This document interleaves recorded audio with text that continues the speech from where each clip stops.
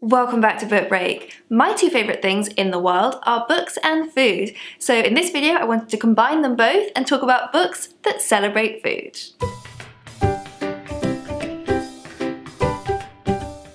So first up, I have the book How to Just Eat It by Laura Thomas. You may remember me raving about her first book, Just Eat It. We actually did a video together, which I will link to below, where we went and got our nails done and talked about the book. Just Eat It was basically this anti-diet manifesto. It was really empowering. It was all about intuitive eating and kind of stepping out of all of the hang-ups that we might currently have about food. So How to Just Eat It is the follow-up. This is actually a more interactive kind of workbook. It's filled with exercises to guide you through the process of intuitive eating. Laura Thomas is a registered nutritionist and counsellor, so she really knows what she's talking about, and I found both of these books just so empowering and wonderful to read. And the main moral is, if you want to eat it, just eat it. And then there's Eat Up by Ruby Tandoh, who was a Great British Bake Off runner-up. So this one again is really about celebrating all the joys of food. She talks about food in the movies, she talks about the symbolism of food and sex, for example, and just celebrates all the different ways that food features in our lives, from celebratory food like wedding cake or even just a kebab after a night out, to the pleasure of cooking with the people you love. Another really cool book new this year is Eat to Save the Planet by Annie Bell. So I found this one so empowering because it's all about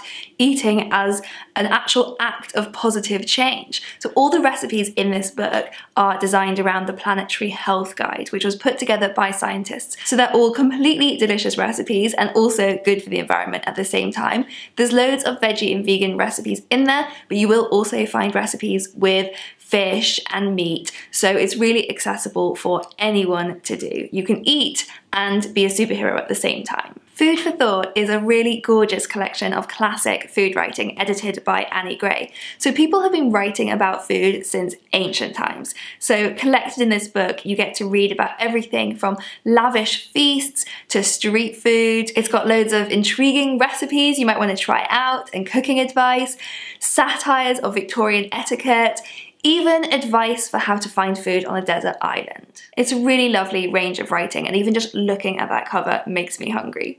And then there's Jubilee by Toni Tipton-Martin, which is a celebration of black cooking. So this has got recipes from 2 centuries of different African-American cooking traditions. I read such a lovely review of this book that described it as the kind of party where the door is wide open, everyone's name is on the list, and there's enough food to go around, which I thought was so sweet. You get big name celebrity chefs as well as previously unpublished food writers all given the same attention, recipes synonymous with soul and survival, as well as cooking traditions born out of middle and upper class experiences. So it's a real celebration of such a diverse range of traditions and experiences. Next, I've got a really lovely book from Jack Monroe. So Jack Monroe is very open about her own mental health and how sometimes when you're feeling really low and unmotivated, making food for yourself just feels like this impossible hurdle. So Good Food for Bad Days is full of really easy, affordable, accessible, comforting, and nutritious meals to really help you look after yourself on a bad day. There's recipes in here like Jaffa Cake Mug Pudding, which I really want to try, and Jack's Recalibration Supper, which can be changed and adapted to suit whatever vegetables and ingredients you have in your house, and it will really bring you back to life after a hard day. And then just a couple more non-fiction books before I finish with some novels. I've got 2 lovely books here from the author Sinja Johansson. So the first one is Solo, and this one is all about cooking for one, which used to always feel like a bit of a chore until this book, and it's getting a brand new gorgeous cover this year. So this has got everything from tips for how to stock your kitchen for one, to recipes that you can make in big batches and then reinvent for different meals throughout the week. So it really encourages you to take joy in cooking and eating. And then also from Sinja Johansson, there's the book Spirited, which is recipes for cocktails or mocktails, it's up to you. So these are cocktails crafted by a cook. So it's very much driven by creating the best taste experiences and playing with flavour in creative ways.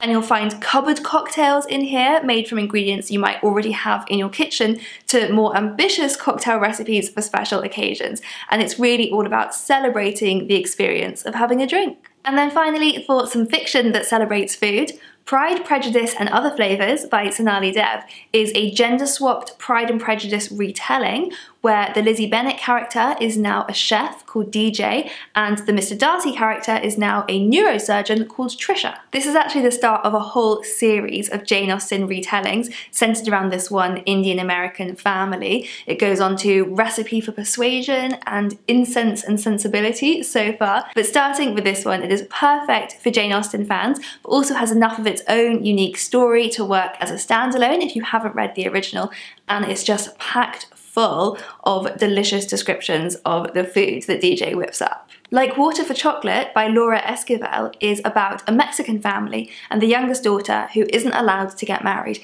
and is this amazing cook. So each chapter starts with a recipe and then the preparation of the food is actually woven into the story itself. And it's also got elements of magical realism. When the daughter cooks, she actually puts her emotions into the food and then people eating that food feel the same emotions that she cooked with. And finally, I had to include the book Chocolat by Joanne Harris, which is about a newcomer to this very straight-laced French village who sets up a chocolate shop. She's got this really uncanny gift of knowing exactly what her customers need and giving them the perfect chocolate.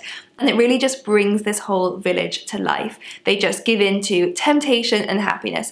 And you might want to have a stack of chocolate next to you before you start reading this so that you don't get too much food envy. So I hope you're feeling good and hungry now. Do go off and grab yourself a snack and settle down with any of those books. I will also link here to a playlist of all of the other food videos on Book Break. And we'll see you next time.